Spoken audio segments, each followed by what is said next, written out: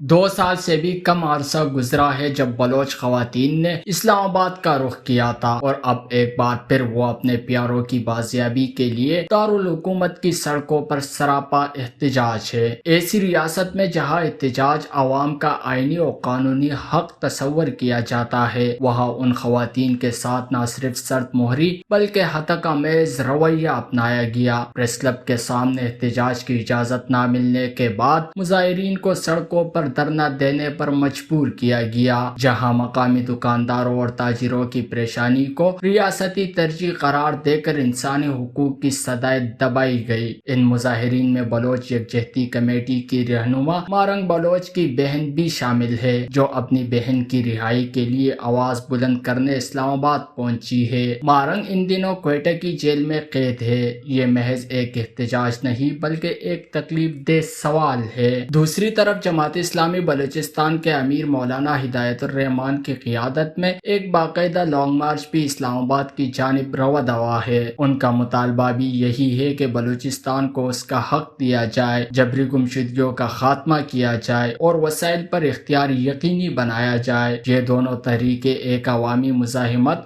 اور دوسری پارلیمانی آواز، بلوچستان کے ساتھ ریاست کے برسوں پرانے ستیلے سلوک کے خلاف ابھرتی ہوئی للکار ہے، جس پر صوبائی حکومت بلوچستان خوابیدہ ہے، کوئی خاص توجہ مرکوز نہیں کر رہے، جس کے باعث یہ تحریکیں وفاقی دارالحکومت کی جانب بڑھتی ہے اور امید لگائی اپنی آہو فغاں دور حاضر کی حکمرانوں کی دریچوں تک پہنچاتے ہیں۔ وش نیوز، بلوچستان۔